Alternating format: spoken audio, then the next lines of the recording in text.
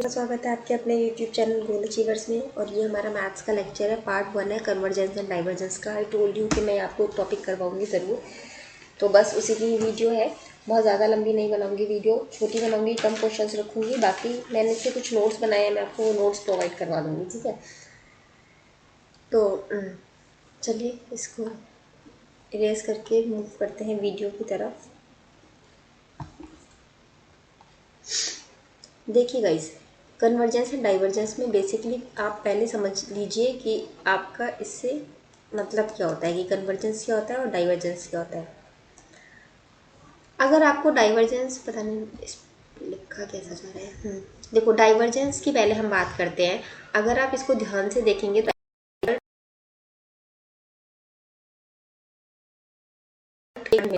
अगर आपका सपोज ये एक रोड जा रहा है और ये ऐसे डाइवर्ट हो जाता है, बट जाता है दो भागों में, तो उसको हम कहते हैं डाइवर्ट। इसी से ही डाइवर्जेंस बनना है। डाइवर्जेंस का मतलब क्या होता है कि सपोज दो इक्वेशन है, अगर आपके पास दो सीरीज है, कोई भी दो सीरीज है, सीक्वेंस है, कोई भी दो चीज़ें हैं, अगर वो एक ऐसे जा रही है और दूसरी ऐसे जा रही है, एक दूसरे से दूर जा रहे हैं, मतलब ये कभी कहीं इन्फिनिटी पे जाके मिलेंगे, तो आपका उसको हम क्या कहते हैं, डाइवर्जेंस। एंड सिमिलरली कन्वर्जेंस क्या होता है, इसके जस्ट अपोजिट होता है। इसमें दो सीरीज आती हैं, एक दूसरे के पास आ रही होती हैं और ये एट द जीरो पर ये मिल जाती हैं, ठीक है। अब अगर आपको सीरीज दी है और आपको कुछ समझ नहीं आ रहा है कि क्या करना है, तो आप उसको ना थोड़े से उसके जो है उसमें कुछ नंबर्स पुट करके इस तरह से चेक कर लो। अगर वो सपोज आपको 1/n² दिया है, इसमें आप वैल्यूज पुट करके देखो। अब अगर आपकी जैसे जैसे n की वैल्यू बढ़ती जा रही है, n = 1 2 3, अगर ये टूवर्ड्स 0 जा रहा है तो आपकी ये कन्वर्जेंस होगी। और अगर ये आपका टूवर्ड्स सपोज n² है, अगर ये आपका बढ़ता हुआ जा रहा है, टर्म बढ़ता जा रहा है, मतलब टुवर्ड इन्फिनिटी जा रहा है, तो आपका क्या होगा, ये डाइवर्जेंस होगा। ये एक पहला इजीएस्ट तरीका है अगर आप इससे कर सको क्वेश्चन तो, ठीक है। अब हम चलते हैं दूसरे एक मेथड, और आप समझ लीजिए। अगर आपकी एक फाइनाइट वैल्यू आती है ना, कोई भी आपको इसमें आप वैल्यू पुट करके सॉल्व करते हैं, एक फाइनाइट वैल्यू आती है, तो वो आपकी जो सीरीज होती है कन्वर्जेंस होती है। सिमिलरली अगर आपकी इनफाइनाइट वैल्यू आती है, बताया ना मैंने आपको, to the infinite, to infinite, infinite value आती है, तो उसको हम क्या कहते हैं, डाइवर्जेंस। एक सिचुएशन और होती है कि सपोज आपका =1 वाला पॉइंट आ जाता है, तो इन जनरली ये वाला जो पॉइंट होता है ये आपका डाइवर्जेंस में काउंट होता है। बट अगर आप अलग से बात करते हैं तो ये एक तरह से ऑसिलेटरी होता है, मतलब ना तो कन्वर्ज हो रहा है ना ही डाइवर्ज हो रहा है। और यहाँ पर आपकी कोई एक यूनिक नंबर नहीं आता है, नॉट अ यूनिक नंबर, ठीक है, नॉट यूनिक नंबर, कोई यूनिक नंबर नहीं आता है। अब यूनिक नंबर नहीं आता है, मान लीजिए जैसे आपकी ऑसिलेटरी वेव है, तो एक बार +1 हो गया, एक ऑसिलेट, फिर -1 आ गया, फिर +1 आ गया, फिर -1 आ गया, या इस तरह से कभी प्लस माइनस पता नहीं चल रहा है कि ये 0 पे जा रहा है कि इन्फिनिटी पे जा रहा है। इधर देखोगे तो कम हो रहा है तो आप कन्वर्जेंस कह सकते हो, लेकिन फिर इन दोनों को देखोगे तो बढ़ रहा है, तो फिर आप यहाँ पे डाइवर्जेंस कह सकते हो। तो ऐसी वेव को हम क्या कहते हैं, ऑसिलेटरी, जो होता है आपका ऑसिलेटरी सीरीज होती है, ठीक है। ये बेसिकली आपका होता है कन्वर्जेंस, डाइवर्जेंस, ऑसिलेटरी। अब ये चाहे सीरीज का केस हो या सीक्वेंस का केस हो, फिलहाल आपको सीरीज ओरिएंटेड में पढ़ूंगी। तो अभी इसको हम नेक्स्ट पॉइंट देखते हैं। इसका पॉइंट वाइज पढ़ा रही हूँ ताकि आप समझते जाएं कि आपका एक कंडीशन आपको समझ में आ गई, आप ऐसे चेक कर सकते हैं, दूसरा फाइनाइट वैल्यू तो चेक कर सकते हैं। अब हम चलते हैं अपना मेन टॉपिक की तरफ। ये भी मेन टॉपिक का ही पार्ट था, जस्ट ब्रीफ आपको बताने के लिए कि कन्वर्जेंस क्या होता है, डाइवर्जेंस क्या होता है, ताकि आप कंफ्यूज ना हो इस चीज़ में अलग अलग कि कन्वर्जेंस क्या ही अलग चीज़ है, डाइवर्जेंस क्या ही अलग चीज़ है। कन्वर्जेंस इस जब वो 0 की तरफ आती हैं आपकी दोनों सीरीज, या जो भी आपकी एक सीरीज़ है वो अगर 0 की तरफ आ रही है तो कन्वर्ज हो रही है वो, और अगर वो 0 से दूर जा रही है, मतलब इन्फिनिटी की तरफ जा रही है, तो वो सीरीज़ आपकी डाइवर्ज हो रही है, ठीक है। अब सबसे पहले हम जो हमारा कन्वर्जेंस डाइवर्जेंस टॉपिक है, इसमें दो चीज़ें हैं हमारी। कौन सी दो चीज़ें, एक है हमारी सीरीज और एक है हमारा सीक्वेंस, ठीक है। सीक्वेंस बेसिकली होता है कि जब वो कोई एक आपको 1 दे दिया आपको, फिर यहाँ 3 दे दिया, फिर 5 दे दिया, लाइक इसमें +2 किया तो ये आ गया, फिर +2 किया तो ये आ गया, फिर यहाँ 7 दे दिया तो ये +2 ये आ गया, फिर 9 दे दिया तो ये +2 आ गया, एक पर्टिकुलर पैटर्न फॉलो कर रहा है, तो इसको हम कहते हैं सीक्वेंस। सीरीज हमारी नॉर्मल एक सीरीज होती है 1 2 3 4 5 6, 1 से शुरू है तो कहीं से भी शुरू हो सकती है, मतलब सीक्वेंस में नंबर चल रहे होते हैं 1 2 3 4। अब हो सकता है अगर मैं इसको n स्क्वायर में पुट कर दूँ तो ये इसके अकॉर्डिंग चलेंगे, लेकिन वो एक सीरीज़ में चलते हैं नंबर, ठीक है। 1 2 3 4 5 6 7 8 ऐसे कोई पैटर्न स्पेसिफिक नहीं फॉलो होता है, सीरीज़ चल रही होती है, ठीक है। Basically series is also part of a sequence, या आप कह सकते हो sequence a part of series दोनों, लेकिन यहाँ पे भी आपका +1 चल रहा है ना, तो वो it's like same thing. But अभी हम सीरीज ओरिएंटेड देखते हैं अपना आगे का टॉपिक पहले पूरा, ठीक है। तो जब हम बात करते हैं सीरीज की, ठीक है, तो सीरीज आपको मिलेंगी कई तरह की। सबसे मेन इंपॉर्टेंट आप देखिए, एक होती है पॉजिटिव सीरीज। पॉजिटिव सीरीज मतलब इसमें आपके जितने भी टर्म्स होते हैं वो आपके पॉजिटिव होंगे, ठीक है। फिर एक होती है आपकी निगेटिव सीरीज। निगेटिव सीरीज में क्या होता है, आपके जो टर्म्स होते हैं वो निगेटिव होते हैं, ठीक है, निगेटिव सीरीज हो गई। फिर एक होती है oscillatory series. Oscillatory series same वही चीज़ मैंने अभी आपको थोड़ी देर पहले बताई थी कि एक नंबर प्लस का, एक माइनस का, एक प्लस का, एक माइनस का, ठीक है। इस तरह की आपकी ये 3 सीरीजेस हो गई, ठीक है। ये आपका बेसिक बताने के लिए हो गया कि positive series, negative series, oscillatory series, ये 3 सीरीज होती हैं। हम अगर एग्जाम परस्पेक्टिव से पढ़ेंगे तो हम पढ़ेंगे सिर्फ पॉजिटिव सीरीज के बारे में, ठीक है। हम जितना भी पढ़ेंगे सिर्फ पॉजिटिव सीरीज के बारे में पढ़ेंगे। ये दोनों एक्सेप्शनली कहीं कुछ यूज आया, लाइक इसके इन पे बेस्ड आपका क्वेश्चन बहुत रेयर आएगा।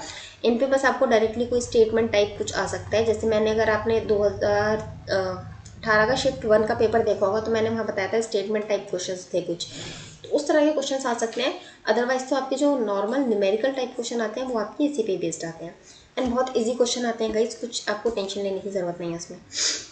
अब मैं इसको इरेज करके पॉजिटिव सीरीज के और पार्ट्स पे चलती हूँ।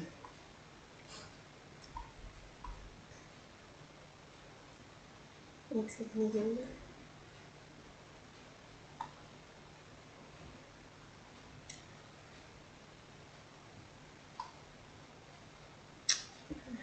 देखिए गाइस, अभी हमने क्या देख रहे हैं, हम देख रहे हैं अपनी सीरीज में हमने क्या देख लिया, अब पॉजिटिव सीरीज। अब पॉजिटिव सीरीज में भी आपकी ना, पॉजिटिव सीरीज में भी आप 2 सीरीज मेनली पढ़ते हो। एक होती है मतलब काफ़ी सारे पढ़ते हो, आपकी अर्थमेटिक सीरीज होती है, अर्थमेटिक प्रोग्रेशन आपने पढ़ा है, आपकी हार्मोनिक सीरीज होती है, ज्योमेट्रिक सीरीज है। लेकिन हमारा जो एग्जाम पॉइंट ऑफ व्यू से हम पढ़ेंगे वो पढ़ेंगे हम ज्योमेट्रिकल सीरीज के बारे में, और हम पढ़ेंगे पावर सीरीज के बारे में, ठीक है। ये दोनों में हमारे एग्जाम पॉइंट ऑफ व्यू से इम्पॉर्टेंट है, और इन दोनों से बेस्ड क्वेश्चन भी आता है, इसको हम पी सीरीज कहते हैं। और अगर आपको ये आ गए ना समझ में, इसके बाद 1 2 टेस्ट और हैं तो आप क्वेश्चंस तो सारे कर लेंगे सीरीज से बेस्ड, न्यूमेरिकल बेस्ड जो क्वेश्चन आते हैं। उसके अलावा मैं 4-5 टाइप्स के मेथड्स और लिखवाऊंगी, उन पे क्या होता है आपका स्टेटमेंट बेस्ड क्वेश्चन आता है, न्यूमेरिकल नहीं आएगा, स्टेटमेंट आएगी, ठीक है। तो सबसे पहले हम बात करते हैं ज्योमेट्रिकल सीरीज की। अच्छा गाइज, हो सकता है आपको लगे मैं बहुत तेज पढ़ा रही हूँ आज, बहुत आराम से नहीं पढ़ा रही, रीज़न आपको पता है एग्जाम डेट आ गई है, जल्दी से जल्दी सब खत्म करवाना है, that's why I am taking the things in speed, ठीक। अब देखिए, वैसे तो आपका ज्योमेट्रिक के टर्म में इसमें आपको सम निकालना, नंबर ऑफ टर्म निकालना, ये सब चीज़ें भी होती हैं, but we are not going there. चलो अच्छा बता ही देती हूँ, ठीक है। छोड़ो, पहले सीरीज ही हम लिख लेते हैं। अगर हमारी देखो ज्योमेट्रिकल सीरीज़ की हम जब बात करते हैं तो वो हमारी किस फॉर्म में होती है, सबसे पहले मैं आपको ये बताती हूँ। अगर इसका हम फॉर्म की बात करें, किस फॉर्म में होती है, n = 1 इन्फिनिटी a × r, ठीक है। ए क्या होता है आपका, ए होता है आपका फर्स्ट टर्म, आपकी जो भी सीरीज दे रखी होगी उसका जो फर्स्ट टर्म होगा वो ए हो जाएगा। आर होगा आपका जो आपका सेकेंड टर्म होगा डिवाइड बाय जो फर्स्ट टर्म होगा, ये होता है आपका आर। जैसे अगर आपको अर्थमेटिक प्रोग्रेशन का फॉर्मूला याद हो तो उसमें एक हम निकालते थे कॉमन डिफरेंस। इसमें हम क्या करते थे, जो आपका सेकंड टर्म होता था माइनस फर्स्ट टर्म करके निकालते थे कॉमन डिफरेंस। यहाँ पे आर क्या होता है, ये आपका second term divide by first term करके आप निकालते हो। अगर इस फॉर्म में आपकी कोई इक्वेशन गिवन है, ठीक है, लाइक ये आर एन ऊपर हो गया, तो इस कंडीशन में आपको सिर्फ एक चीज़ देखनी है कि ये जो आपकी आर की वैल्यू आ रही है, ठीक है, आर आ रहा है, अगर ये आर आपका लेस देन 1 है, ठीक है, तो आपकी सीरीज क्या होगी, कन्वर्ज हो जाएगी। अगर ये आर आपका मोर देन 1 है, मोर देन या इक्वल्स टू 1, ये चीज़ याद रखना, मोर देन हो या इक्वल्स टू 1 हो तो ये सीरीज आपकी डाइवर्ज हो जाएगी, ठीक है। अब अगर सपोज आपका ये आर है, ये आपका लेस देन है -1, लेस देन इक्वल्स टू है -1, ठीक है। तो इस कंडीशन में आपकी सीरीज कैसी हो जाएगी, ऑसिलेटरी हो जाएगी। अभी इसके क्वेश्चंस करवाऊंगी, डोंट वरी, आपको उस क्वेश्चन को देख के और ज़्यादा अच्छी तरह से क्लियर हो जाएगा। जैसे अब सपोज कीजिए आपको ये क्वेश्चन गिवन है, n equals to 1 to infinity, and साथ में आपको यहाँ पर एक गिवन है, एक सेकेंड गाइस, अगर मैं आपको क्वेश्चन लिख कर देती हूँ 3 की पावर n डिवाइडेड बाय 5 की पावर n, और आपको बताना है कि ये सीरीज़ जो है ये आपकी कन्वर्ज है या ये सीरीज़ आपकी डाइवर्ज है, आपको ये बताना है।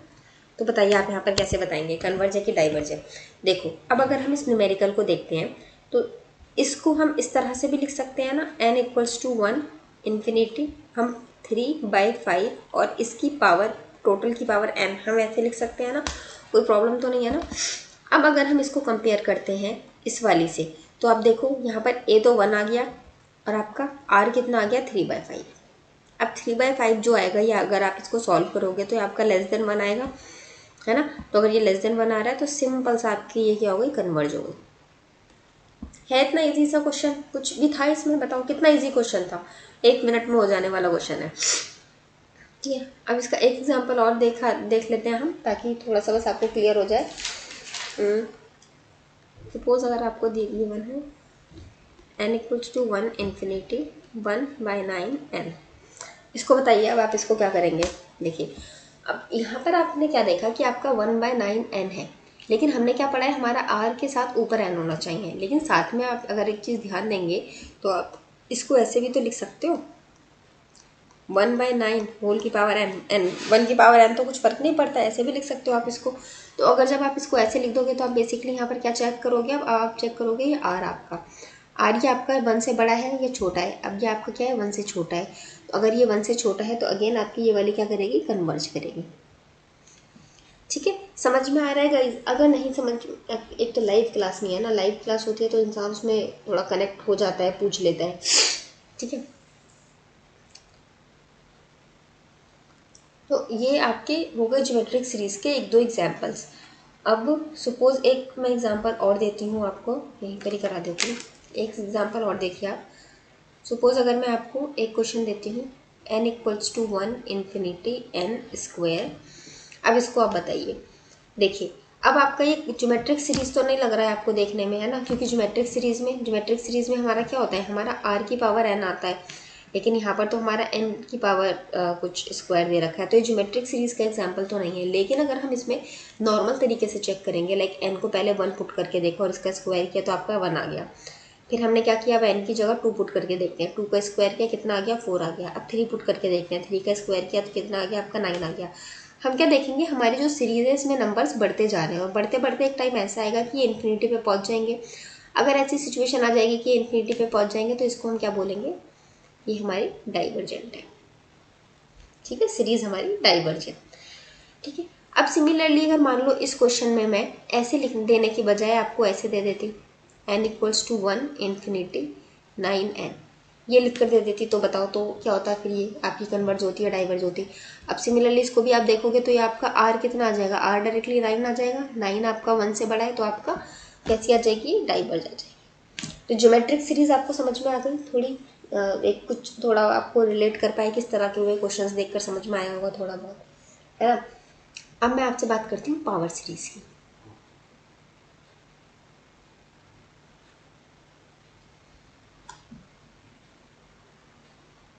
देखो गाइस, पावर सीरीज का सबसे पहले मैं आपको फॉर्मेट बताती हूँ क्या होता है, n इक्वल्स टू 1 इन्फिनिटी,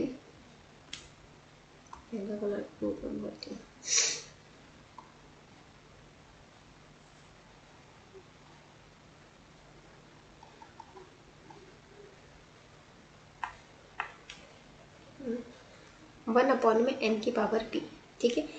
ये p जो है ना, ये कोई नंबर होगा आपका, कोई भी एक नंबर होगा ये आपका, और ये नंबर आपका क्या डिनोट करेगा कि ये आपकी पावर सीरीज है, ठीक है। अगर n की पावर, जैसे यहाँ पर था ना ये n स्क्वायर था, लेकिन ये हमारा ऊपर था n स्क्वायर, अगर ये इसकी बजाय 1/n स्क्वायर ऐसे लिखा होता तो ये आपका एक पावर सीरीज का एग्जाम्पल हो जाता, ठीक है। अब यहाँ पर अगर सपोज आपकी जो p की वैल्यू है ये मोर देन 1 आती है तो आपकी सीरीज कन्वर्ज होगी। अब मैं साथ साथ इसलिए लिख रही हूँ ताकि आप रिलेट कर पाए। यहाँ पर क्या था, लेस देन 1 था, यहाँ पर क्या है, मोर देन 1 है। अब सिमिलरली अगर आपकी पी की वैल्यू जो है वो लेस देन और इक्वल्स टू 1 होगी तो आपकी सीरीज क्या करेगी, डाइवर्जेंट होगी। ऑसिलेटर के केस में हम नहीं जाने क्योंकि यही दोनों इंपॉर्टेंट रहते हैं। ठीक है, अब सपोज अगर मैं आपको एक क्वेश्चन दे देती हूँ, सपोज ये है आपका question n equals to 1 infinity 1/n⁶। ठीक है, ये क्वेश्चन है, आपको सॉल्व करना है। अब आपको इसको सॉल्व करने की ज़रूरत ही नहीं है। एक अगर आपको ये पी सीरीज़ का फॉर्मूला नहीं पता होता तो आप क्या करते, आप पहले 1 n की जगह 1 पुट करके देखते। मेथड 1 वही होता आपका सॉल्व करने का, 1⁶ आपका ये 1 आ जाता। फिर आप क्या करते, 2 की जगह 6 पुट करते तो आपका कितना आ जाता, 64, तो 1/64 आ जाता। फिर आप क्या करते, 3 की जगह 6 पुट करते, 3 की जगह 6 पुट करते, इसके बाद आप इसको करते तो कितना आ जाएगा, 3 का 3 4 81 और 2 और करेंगे तो 729। चेक करना 243 है कि 729 है। फिर ये आ जाता। बेसिकली क्या होता है, आपका ये बढ़ता चला जाता है। अब आपका डिनोमिनेटर जो है, डिनोमिनेटर अगर इंक्रीज करता है तो हमारा ओवरऑल टर्म जो होता है वो डिक्रीज करता है। तो अगर हमारा ओवरऑल टर्म डिक्रीज कर रहा है तो वो एक टाइम ऐसा आएगा डिक्रीज करते करते वो 0 पे पहुंच जाएगा। तो अगर वो 0 पर पहुंच रहा है तो इसका मतलब हमारी सीरीज क्या हो रही है, कन्वर्ज हो रही है, टुवर्ड्स 0 जा रही है तो कन्वर्ज हो रही है। अब अगर सपोज ये तो एक छोटा सा आ गया आपको लाइक 263 दे दिया, आपको कुछ और दे देता काइंड ऑफ, यहाँ पे साथ में मल्टीप्लाई में भी कुछ लिख देता। सपोज यहाँ पे मल्टीप्लाई में ये 17 लिख देता, 17n⁶ लिख देता, तो फिर आपको 2 को पहले 17, तो फिर आपको करना पड़ता, फिर 17 से मल्टीप्लाई करते, फिर चेक करते, तो इट बिकम हेक्टिक। तो इसीलिए हमारे पास क्या है, हमारे पास ये पी सीरीज़ है। पी सीरीज़ में अब हम क्या करेंगे, डायरेक्टली हम चेक करेंगे कि ये जो वैल्यू है पी हमारी कितनी है, 6 है। अब 6 क्या है, हमारा मोर देन 1 है। अब अगर हम कंडीशन चेक करेंगे तो मोर देन 1 के केस में हमारी क्या होगी, सीरीज कन्वर्ज करेगी। तो हम इसको क्या बोल सकते हैं कि हमारा जो सीरीज है वो हमारा कन्वर्जेंट है। ठीक है, एक सेकंड कन्वर्जेंट है। ठीक है, अब अगर हम चलते हैं नेक्स्ट क्वेश्चन की तरफ। एक सेकंड अपना गाइस, मैंने क्वेश्चन तो नोट डाउन किए थे, मुझे एक सेकंड देना है।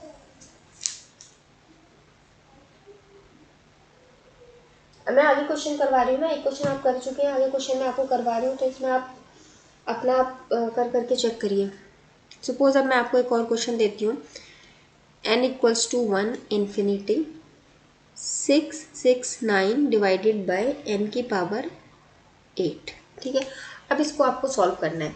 तो देखिए, अब हो सकता है आप ये कंफ्यूज कर जाए देख के कि 669 आ गया तो इसका भी कुछ रोल होगा, है ना। तो भाई साहब कोई रोल नहीं होता। अब सपोज अगर आप m की वैल्यू इन्फिनिटी पुट कर देते हो तो इन्फिनिटी के सामने 669 की कोई वैल्यू है, कुछ भी नहीं है, तो इसको आप नेग्लिजिबल मान सकते हो। हमें सिर्फ नीचे वाला हमने जब टर्म देखा, हमारा n की पावर p इस फॉर्म में है, 1/n की पावर p इस फॉर्म में है, तो हम यहाँ डायरेक्टली अपनी p सीरीज लगा सकते हैं। p सीरीज के हिसाब से ये हो गया 8 मोर देन 1, तो मतलब कन्वर्ज। ठीक है, अब सपोज इसकी जगह मैं आपको दे देती 669 अपॉन में n की पावर 1/8, n इक्वल्स टू 1 से लेके इन्फिनिटी तक। ठीक है, 1/8। तो अब हम यहाँ पे p देखेंगे, p हमारा कितना है, 1/8। 1/8 क्या है, लेस देन 1 है, लेस देन 1 है तो हमारी सीरीज क्या हो जाएगी, डाइवर्ज। ठीक है, अब इसी के मैं आपको ना कुछ एक दो एग्जांपल्स दे देती हूँ, आप इनको खुद सॉल्व करने का ट्राई करिएगा और उसके बाद फिर टेल मी का क्या आंसर आता है। मैं इसको इरेज करती हूँ। प्रैक्टिस के लिए मैं आपको 2-3 क्वेश्चन दे देती हूँ गाइज, और हो सकता है मैं जो आपको प्रैक्टिस के लिए क्वेश्चन दे रही हूँ उनके सोल्यूशंस ना प्रोवाइड करवा पाऊँ। रीज़न उसका ये है कि यार देखो टाइम नहीं है। ठीक है, बाकी मैंने कुछ नोट्स बनाए हैं, मैं आपको उनका फ़ोटो खींच के दे दूँगी, लाइक PDF जैसे मैं देती हूँ।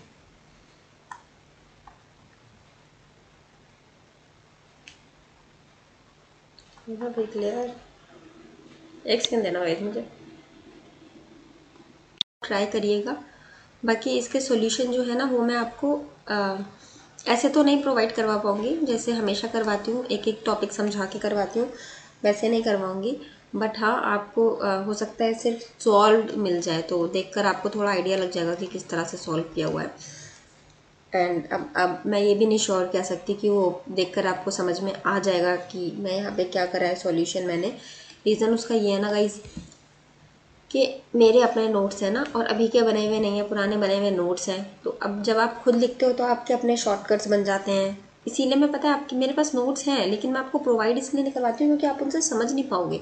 मैंने बनाए मेरे बनाए हुए नोट्स हैं ना, तो मुझे पता है मैंने कहाँ क्या शॉर्टकट डाला था, कहाँ क्या कैसे किया था मैंने, इसके बाद क्या लाइन लिखी है। बहुत हैपजार्ड नोट्स होते हैं मेरे, एक स्टेटमेंट कहीं लिखा है, एक स्टेटमेंट कहीं लिखा है।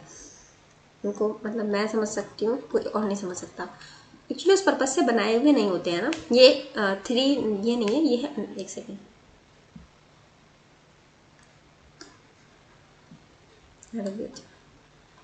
अपने पढ़ने के लिए बनाए हुए नोट्स थे ना वो। तो अपने पढ़ने के लिए नोट्स वैसे ही होते हैं जो आपको समझ में आ जाए। क्यूब रूट ऑफ एन, ठीक है।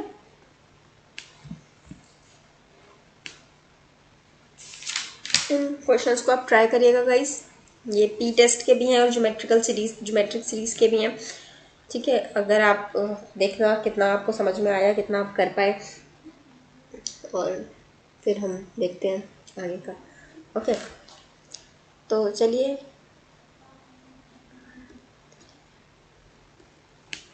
ठीक है, मैं अभी यहाँ तक इनको रहने देती हूँ और इसको इरेज करती हूँ, एंड इसके बाद आपको और नेक्स्ट टॉपिक पर ले जाती हूँ, that is the comparison test. अगर आपका देखो एग्जाम में क्वेश्चन आएगा ना, तो you have to know only 3 things.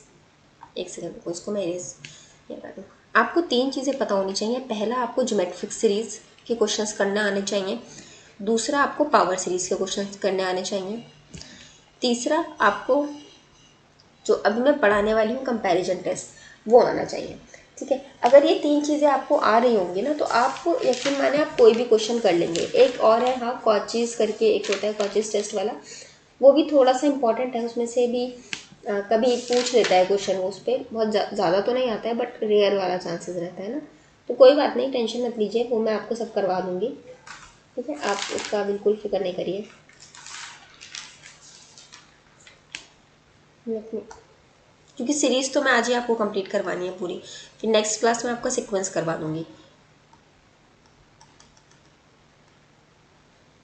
हो सकता है नेक्स्ट क्लास सीक्वेंस वाली हो, काफ़ी छोटी क्लास हो। उसका रीज़न ये है कि सीरीज़ में आपका बहुत सारी चीज़ कवर हो जाएगी ना, तो फिर सीक्वेंस में उतनी मेहनत लगेगी नहीं। एक minute guys, comparison test, comparison test. अब कंपैरिजन टेस्ट में गाइस क्या होता है, देखिए, अगर सपोज कंपैरिजन से आप देखिए, इसका आपका डायरेक्टली मतलब होता है कंपेयर से, ठीक है। कंपेयर, अगर आपको पता है कि कंपेयर क्या होता है, तो आप इस कंपैरिजन टेस्ट को कर सकते हैं। कंपैरिजन टेस्ट में बेसिकली कुछ नहीं होता है, you just have to compare two series. अब उसमें अगर एक सीरीज के साथ सपोज कन्वर्ज है, तो दूसरी सीरीज भी 100% कन्वर्ज ही होगी। अगर एक सीरीज डाइवर्ज है, तो दूसरी भी डाइवर्ज ही होगी। लेकिन इसके कुछ कंडीशंस होती हैं। क्या होती है, देखो, सपोज आपको 2 सीरीज गिवन है, एक है ए एन एंड दूसरी सीरीज आपको गिवन है बी एन, ठीक है। ये 2 सीरीज आपको गिवन है। सिग्मा यहाँ लगा देती हूँ। अच्छा गाइज, आप में से अगर कुछ लोग ये सिग्मा देख के डर रहे होंगे, लाइक मैं अभी तक ये लिख रही थी n=1 इन्फिनिटी, और यहाँ कोई टर्म लिख रही थी, इसको देख के डरने की कोई ज़रूरत नहीं है। इसका कुछ काम नहीं होता है। इसका सिर्फ इतना ही काम होता है कि यहाँ से हम n की वैल्यू पता चलती है कि 1 से स्टार्ट है, कि 2 से स्टार्ट है, कि 3 से स्टार्ट है, और कहाँ तक जा रहा है, ठीक है। और कुछ काम नहीं है। इसको देख के डरने की बिल्कुल ज़रूरत नहीं है। ये बिल्कुल उसी तरह है जैसे हम लिमिट करते थे, n →∞ अगर हमने रखा है, तो हम सारी वैल्यूज पुट करके देखते थे। लाइक सपोज मैंने यहाँ 5 लिख दिया, तो हम 1 2 3 4 5 तक पुट करके देख सकते थे ना, दैट काइंड ऑफ थिंग है, ठीक है। So don't get confuse with ये बड़ा सा सिंबल, ओके। तो खैर, अभी हम लोग अगर ए और A N and B N आपकी कोई सीरीज है, एंड अगर ये दोनों पॉजिटिव सीरीज है, कैसी है, पॉजिटिव सीरीज, हम पॉजिटिव सीरीज ही पढ़ रहे हैं, नेगेटिव तो पढ़ ही नहीं रहे हम। अगर ये दोनों आपकी पॉजिटिव सीरीज है, और इसमें अगर आपका जो ए एन है, ये जो ए एन सीरीज है, ये आपकी छोटी है या बराबर है बी एन सीरीज की, ठीक है।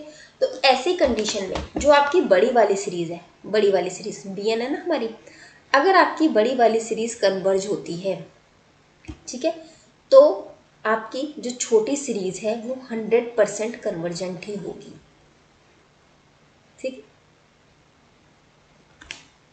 अब इसको याद रखने के लिए आप ऐसे याद रखिए, आपका छोटा वाला, आप जो क्या कहते हैं, कन्वर्ज के केस में क्या होता है आपका, कन्वर्ज के केस में टेंस टू 0 होता है। टेंस टू 0 मतलब छोटी वाली की तरफ आप जा रहे हो, तो अगर बड़ी वाली कन्वर्ज हो गई तो छोटी वाली भी कन्वर्ज होगी।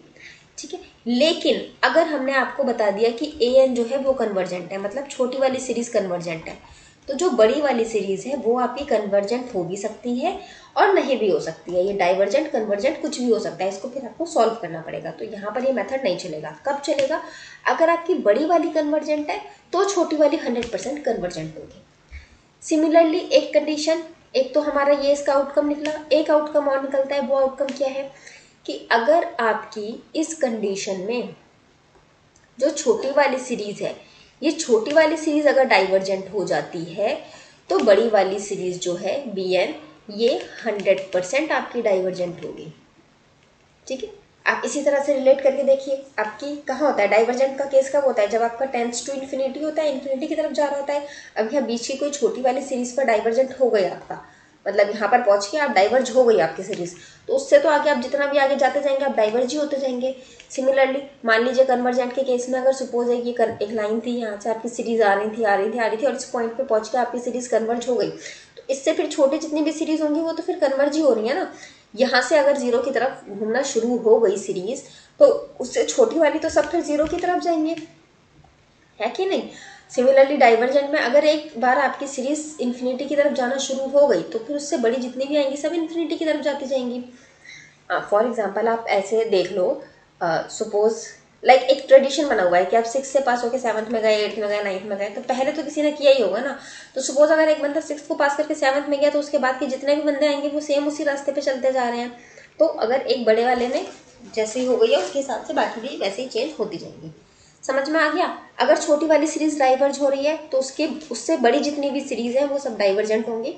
एंड सिमिलरली अगर बड़ी वाली सीरीज कन्वर्ज हो गई है तो उससे छोटी जितनी भी है वो सब आपकी कन्वर्जेंट होंगी। ये था आपका बेसिकली कंपैरिजन टेस्ट। ठीक है।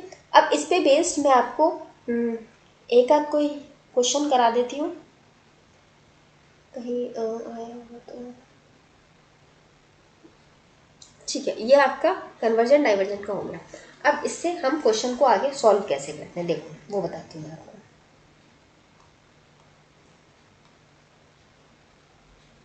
अभी आपको समझ में आ गया, अगर आपकी बड़ी सीरीज कन्वर्जेंट है तो उससे छोटी भी कन्वर्जेंट हो जाएंगी, और अगर छोटी वाली डाइवर्जेंट है तो उससे बड़ी वाली भी जो क्या होंगी आपकी डाइवर्जेंट होंगी। अब इसको सॉल्व करने के क्वेश्चन में आप क्या करते हैं ना, इसको लिमिट कंपैरिजन टेस्ट भी कहते हैं। इसमें आप क्या करते हैं कि आपको अगर कोई वैल्यू गिवन है, सपोज आपको एक सीरीज गिवन है, कोई भी सीरीज आपको गिवन है, हम इसमें कुछ चेंजेस करके और इसको कोई और फॉर्म में लिख देते हैं। फॉर्म हम इस तरह की लिखते हैं, सपोज आपको इस तरह की सीरीज गिवन है जिसमें आप नहीं पता लगा सकते कि वो कन्वर्ज है कि डाइवर्जेंट है, कॉम्प्लेक्स सीरीज गिवन है, हम नहीं पता लगा सकते, तो हम इसको कुछ ऐसे इजी फॉर्म में ले आते हैं जिससे हम पता कर सके कि ये कन्वर्ज है या डाइवर्ज है। ठीक है, लाइक हम ज्योमेट्रिक सीरीज की फॉर्म में लिया है, या पी सीरीज की फॉर्म में लिया है, या नॉर्मल सीरीज की फॉर्म में लिया है जहां हम वैल्यू पुट करके कैलकुलेट कर सकते हैं। बताया था ना कि अगर tends to zero tends to infinity वाले केस से, तो अगर उस तरह की किसी फॉर्म में ये आ जाती है आपकी सीरीज, तो उसके बाद हम उसको सॉल्व करेंगे, और सॉल्व करके अगर हमें पता चलता है कि हमारी सीरीज कन्वर्ज थी, तो इसका मतलब ये जो पहले वाली सीरीज थी ये भी 100% कन्वर्ज थी, और अगर ये सीरीज डाइवर्ज आई है तो ये भी 100% डाइवर्जेंट ही आएगी। ठीक है।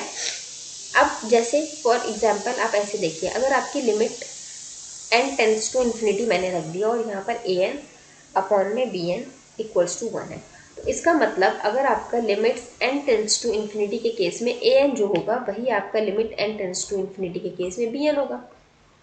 दोनों एक दूसरे से कंपेयर करके इसमें निकालते हैं।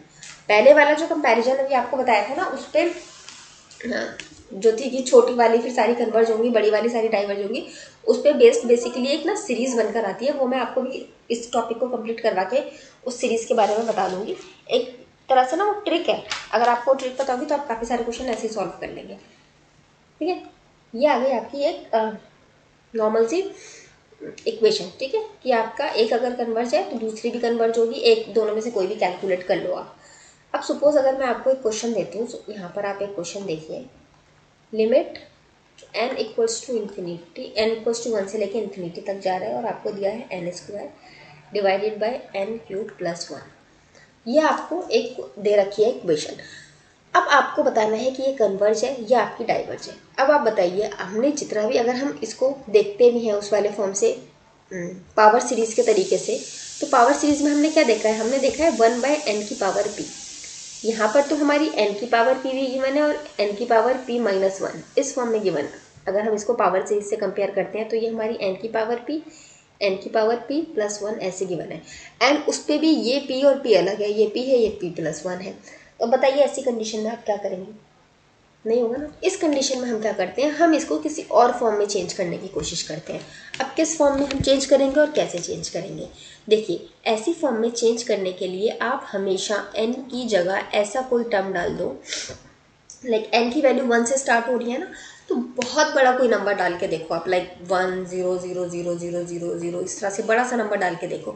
उससे क्या होता है, जब आप इस इक्वेशन में जब कंपेयर करोगे, लाइक आपने इसकी 1 की जगह इतना बड़ा ये नंबर डाल दिया, फिर इसका क्यूब करोगे तो उसके सामने 1 की कोई वैल्यू नहीं रहेगी ना, तो 1 को आप हटा सकते हो इजीली, नेग्लिजिबल मान के ख़त्म कर सकते हो।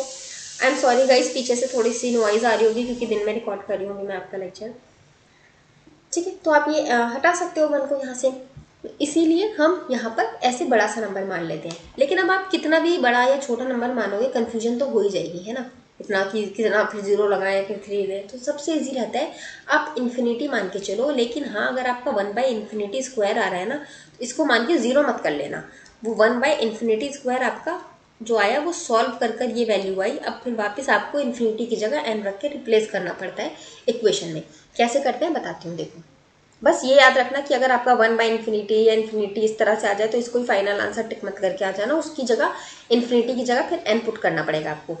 ठीक है, अभी हम अब n की जगह क्या पुट करेंगे, सपोज हम n की जगह एक बड़ी सी वैल्यू पुट करनी है हमें, तो हम बड़ी सी वैल्यू डायरेक्टली इन्फिनिटी ही पुट कर देते हैं। जो हाईएस्ट वैल्यू है इसकी इन्फिनिटी है, इन्फिनिटी पुट कर देते हैं। इन्फिनिटी का स्क्वायर डिवाइडेड बाय इन्फिनिटी का क्यूब प्लस 1। ठीक है, अब अगर आप इस कंडीशन में कंपेयर करेंगे तो इन्फिनिटी के सामने 1 की कोई वैल्यू है, 1 तो ऑलमोस्ट 0 हो जाएगा इन्फिनिटी के सामने। तो हम इस 1 को यहाँ पर इग्नोर कर देंगे। 1 को इग्नोर कर देंगे तो हमारा क्या रह जाएगा, n = 1 इन्फिनिटी, और यहाँ आ जाएगा infinity square divided by infinity cube, ये आ जाएगा। अब आपका इन्फिनिटी स्क्वायर से आप इसको कट करोगे, लास्ट में सिर्फ इन्फिनिटी रह जाएगा।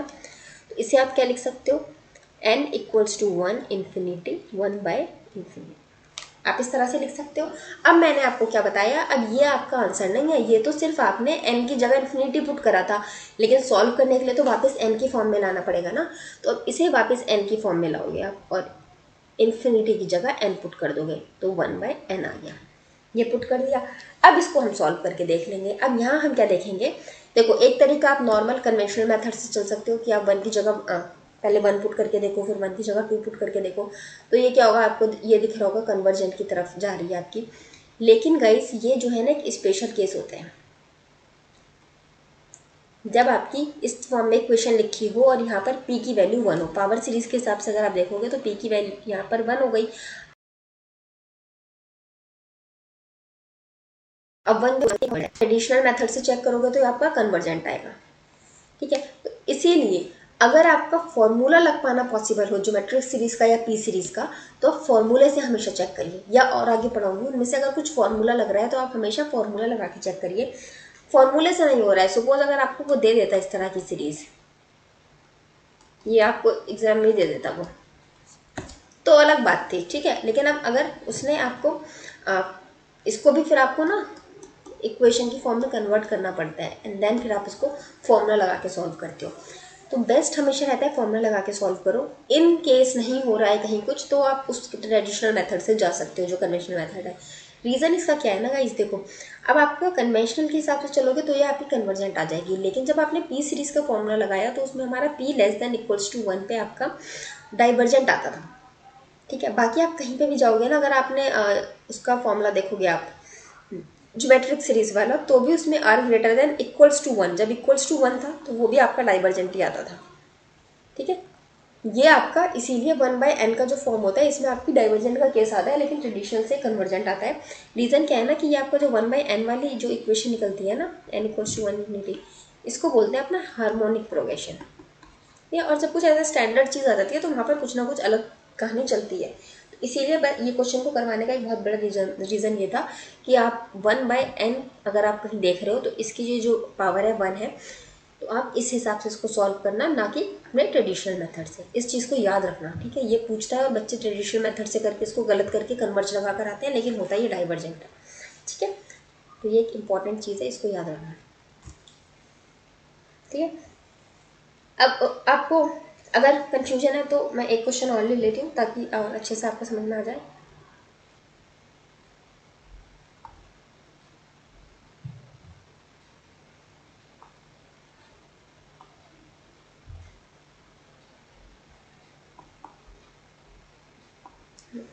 देखो, अब नेक्स्ट क्वेश्चन है आपका limit n equals to 1 infinity. Guys pause करके ना खुद सॉल्व करने की कोशिश करना पहले, ठीक है, ताकि आपका बीके। देखो अब इतना टाइम नहीं है ना कि आपको मैं होमवर्क दूंगी, आप सॉल्व करोगे फिर लाओगे फिर मैं आपको उसके सॉल्यूशंस बताऊंगी। तो क्या करो, अभी आपको एक क्वेश्चन करके बता दिया, समझ आ गया, इस क्वेश्चन को आप पॉज कर लो, वीडियो को खुद सॉल्व करो। अगर नहीं हो रहा होगा सॉल्व तो जब मैं सॉल्व करूंगी तब आप लोग देख लेना कैसे सॉल्व किया है और फिर आपका डाउट क्लियर हो जाएगा।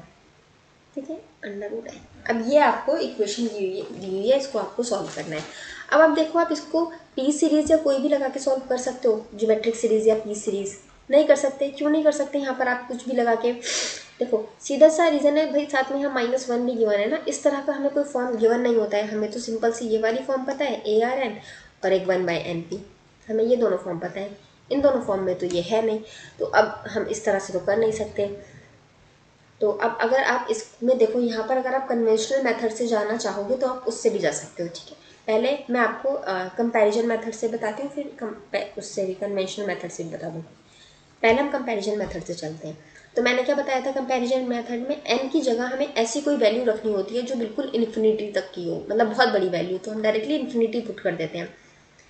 हम इंस्टेड ऑफ 1 0 0 0 0 0 0 0 इतने सारे ये पुट करने की जगह डायरेक्टली इन्फिनिटी पुट कर लो, उसमें फ़र्क क्या पड़ रहा है? चलना तो सिर्फ आपके अजम्पशन पे है ना, और वैसे भी एग्जाम में आपको सिर्फ रफ पेपर पे सॉल्व करना है ना, थोड़ी ना इसके आपको मार्क्स मिल रहे हैं। तो आपकी ट्रिक्स होनी चाहिए जो आपके जल्दी से आंसर ले आए instead of each and every step marking, ठीक है। 1 में अंडर रूट इन्फिनिटी -1। अब देखो गाइस, अब 1 में अंडर रूट इन्फिनिटी है माना मैंने, लेकिन इन्फिनिटी के सामने, अंडर रूट इन्फिनिटी के सामने भी 1 की तो कोई वैल्यू नहीं है ना, तो 1 तो खत्म हो जाएगा आपका।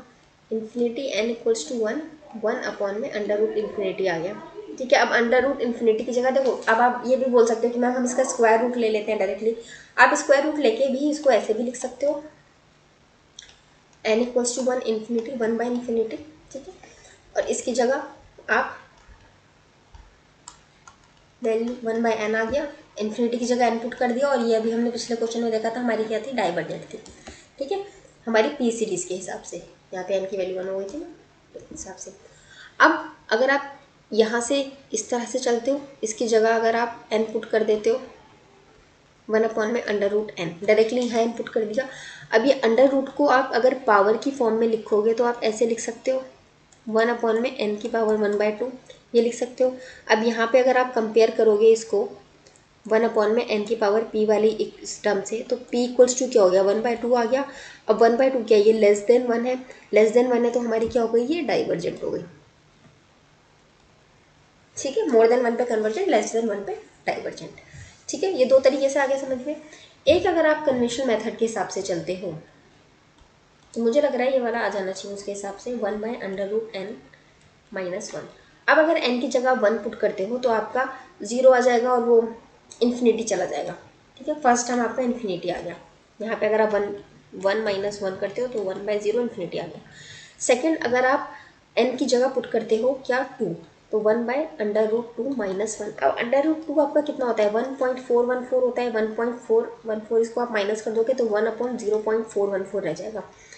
अब पहले क्या था, 1/0 था, इससे आपने जो भी किया होगा उससे तो, अब नीचे का डिनोमिनेटर बढ़ा है तो ओवरऑल टर्म तो कुछ ना कुछ तो घटेगा ही ना, तो इन्फिनिटी से कुछ तो कम होगा, ठीक है, बहुत कम नहीं होगा तो कुछ तो कम हो गई, ठीक है। अब सिमिलरली अगर इसकी जगह अंडर रूट 3 रख दिया आपने, तो अंडर रूट यहाँ पर 3 रख दिया तो 3 आपका अंडर रूट 3 -1 आ जाएगा, ये कितना होता है 1.73। अब अगर आप ये पुट करोगे यहाँ पर तो आपका कितना आ जाएगा, 1/0.73। अब ये देखो डिनोमिनेटर आपका कुछ तो बढ़ा है, डिनोमिनेटर बढ़ा है तो आपका ओवरऑल टर्म तो डिक्रीज हुआ होगा कुछ ना कुछ। अब अगर आप 4 पुट कर दोगे यहाँ पर अंडर रूट 4, तो ये तो आपका डायरेक्टली 2 ही आ जाएगा, 2 - 1 = 1, तो 1/1 इज अब 1 आ गया। तो अब देखो कि आपके कंटिन्यूसली जो है ना टर्म्स आपकी डिक्रीज करते जा रहे हैं। तो आपके अगर एक सेकेंड डिक्रीज करेगा तो ये कन्वर्जेंट हो जाएगा, टेंड्स टू 0 चला जाएगा, डिक्रीज तो करना नहीं चाहिए। हाँ देखो गाइस, वही वाली बात आ गई ना, कन्वेंशनल मेथड्स में नहीं लगाएंगे। क्यों नहीं लगाएंगे? क्योंकि हमारा एंड में ये 1/n के टर्म में आ रहा है। तो 1/n के टर्म में अगर आता है तो वहाँ पर हमारा फॉर्मूला ही हमें लगाना पड़ता है। वही मैं कह रही थी, अगर आप ट्रेडिशनल मेथड से हर जगह नहीं चल सकते हो, अगर ये 1/n का टर्म आ जाता है ना आपके इक्वेशन में कहीं भी किसी भी पॉइंट पे जाके, तो आपकी वो इक्वेशन जो है वो अलग तरह से सॉल्व होती है। इसलिए मैंने यहाँ ये सॉल्व भी करके दिखा दिया कि आपका ये नहीं हो पाएगा ट्रेडिशनल मेथड से। अब बच्चे ट्रेडिशनल, जिसको नहीं पता होगा पी सीरीज ज्योमेट्रिक प्रोग्रेशन, वो ट्रेडिशनल मेथड से भी जाएगा। बट आप लोग को नहीं जाना है, आप लोग को ट्रेडिशनल मेथड से सिर्फ तब जाना है कि अगर आपका कहीं कुछ समझ नहीं आ रहा है, ज्योमेट्रिक सीरीज भी नहीं लग रही है, पी सीरीज भी नहीं लग रही है, कोई भी सीरीज नहीं लग रही है, एक नॉर्मल लंबी सी सीरीज देती है, कुछ समझ नहीं आ रहा है क्या करना है, तब आप ट्रेडिशनल मेथड को ट्राई कर सकते हो। हालांकि वैसा क्वेश्चन वो देता नहीं है, आपके ज़्यादातर क्वेश्चन ज्योमेट्रिक सीरीज और पी सीरीज से ही सॉल्व हो जाते हैं, और जो नहीं होते हैं वो आपका ये कंपैरिजन टेस्ट लगा के इक्वेशन को रिड्यूस करके इस फॉर्म में ले आते हैं हम, कि हम उसको सॉल्व कर सकें, और उसके हिसाब से हम सॉल्व कर देते हैं। ठीक है। अब देखो, आपका ये वाला टर्म मतलब आपकी ये वाली जो इक्वेशन आ गई ये डाइवर्जेंट आ गई। अब सिंस अगर ये डाइवर्जेंट थी तो जिस इक्वेशन से हमने इसको कंपेयर किया था, मेन तो ये वाली थी ना, इससे कंपेयर किया था, तो अगर ये डाइवर्जेंट आ गई है तो ये भी आपकी डाइवर्जेंट हो गई कंपेयर करके। Sorry for this thing guys, ये मैंने किया बट ये आपको दिखाना ज़रूरी था करवा के कि कन्वेंशनल मेथड से आपका नहीं आएगा। देखो डिक्रीज होता जा रहा है, आपका टेंस टू जीरो आ जाएगा, जिसको फिर हम कन्वर्ज कहेंगे, लेकिन मेथड से आपका डाइवर्ज आ रहा है, सॉरी फॉर्मूला से डाइवर्जेंट आ रहा है, तो हमारा डाइवर्जेंट ही हम मानेंगे इसको। ठीक है। पी सीरीज और ज्योमेट्रिक सीरीज से जो आंसर आता है ना, आपका सही आंसर वही माना जाता है। अब एक सेकंड रुको, इसको एक second let me raise the mode.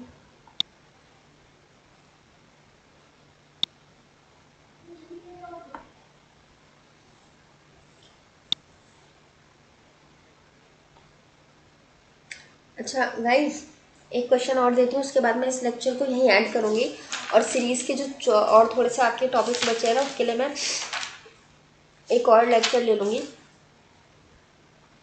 आपको मैं कुछ क्वेश्चंस दे रही हूँ, आप इनको चेक करना। अभी लूँगी थोड़ी देर में एक लेक्चर आपका, शाम तक मैं कंप्लीट करवा दूँगी सीरीज़ को, मतलब आज हर हाल में कंप्लीट करवाना है। सपोज ये आपका ए एन है, ठीक है। अब इसमें मैंने क्या बताया, आप एन की जगह इन्फिनिटी पुट कर दो, तो इन्फिनिटी का स्क्वायर प्लस 5, इन्फिनिटी के सामने 5 की कोई वैल्यू है नहीं है, तो हमारा क्या रह जाएगा 1/इन्फिनिटी स्क्वायर।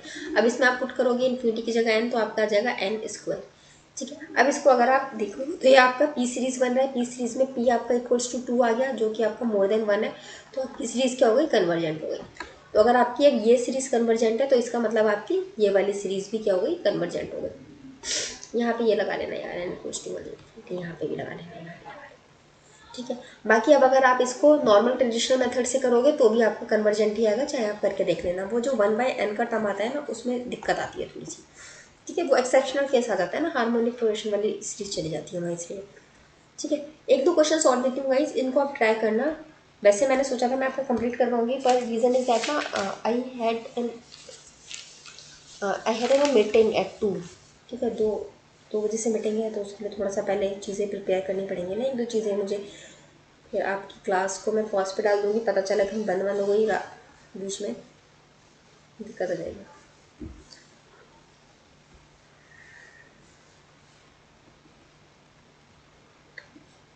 n+n अब ये आपकी वीडियो अभी आ जाएगी, इसको आप करना, और शाम को मैं कोशिश करूँगी 6-7 बजे तक, या जितनी भी जल्दी हो सके एक और सीरीज़ की वीडियो डाल दूँ, ताकि आज आपका ये कंप्लीट हो जाए टॉपिक।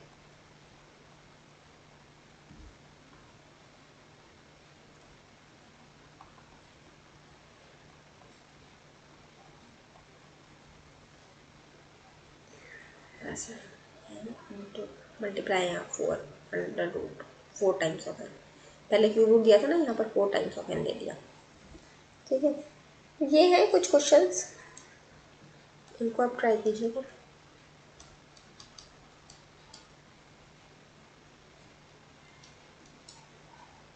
अब देखो भाई, इस तरह का क्वेश्चन आ सकता है, ठीक है, इसीलिए मैं एक दो क्वेश्चन ये वाले भी दे रही हूँ। इसमें आपको क्या करना पड़ेगा, इनको ऑब्जर्व करके एक कोई आपको बनाना पड़ेगा कि किस तरह की, मतलब इनको ना इस तरह एन की फॉर्म में आपको लिखना पड़ेगा इस सीरीज को, और फिर एन की जगह इन्फिनिटी पुट करके फिर आगे सॉल्व करना पड़ेगा।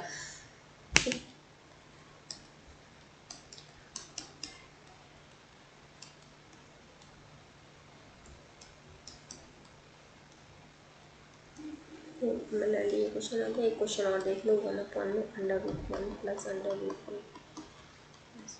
(√1)